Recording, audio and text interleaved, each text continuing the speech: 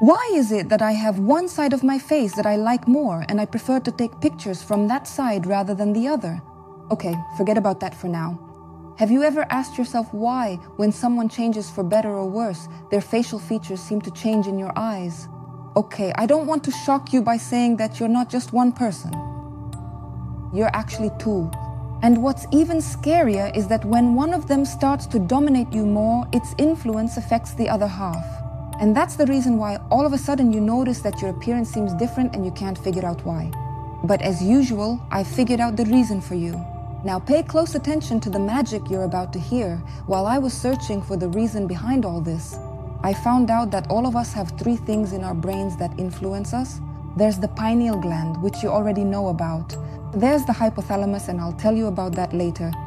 And then there's an area called the pituitary gland, which I was surprised to learn is known as the maestro.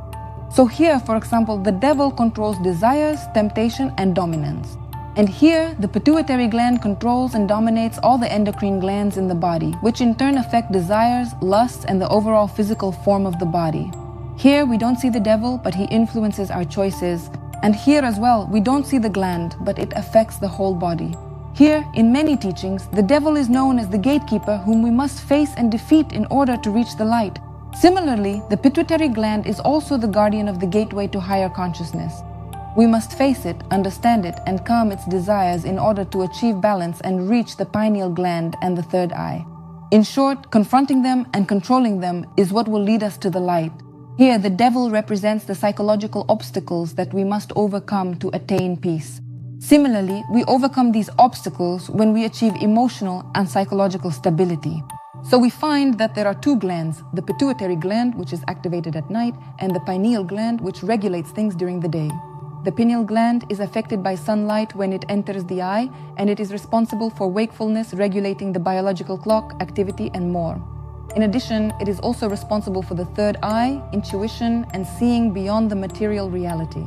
Moreover, in Egyptian civilization, they symbolize the pineal gland with the sun because it is affected by it, and they said many things about it, most importantly describing it as the gateway to the divine. So we find that in our brain there is both a sun and a moon. One regulates the material and the other regulates the spirit. But isn't there something between the two to balance them? There is an area called the hypothalamus. This hypothalamus area is like the man in white, working for the pineal gland, which is represented by the man in blue. Here, the pineal gland receives inspiration and intuition through its connection with the creator, with the source. After the pineal gland receives the information, it passes it on to the hypothalamus, which takes it and interprets it.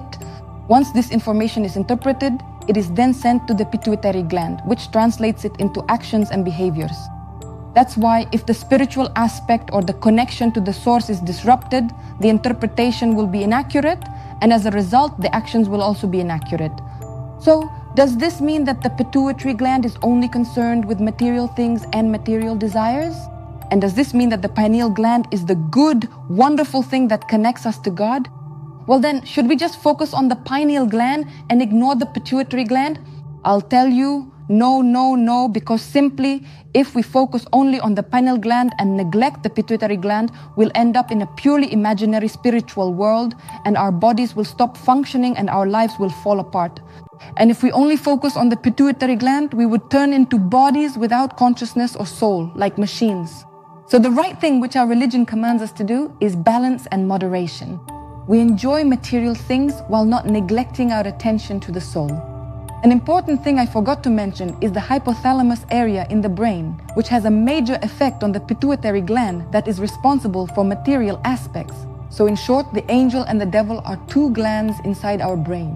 One connects you to the gateway of your connection with the Creator, and the other is the gateway to your connection with the material world. Your skill here lies in making your devil serve you, not rule over you. So if you become immersed in material things or neglect them, you have let your devil take control. The solution is always in balance. The best of things is the middle path.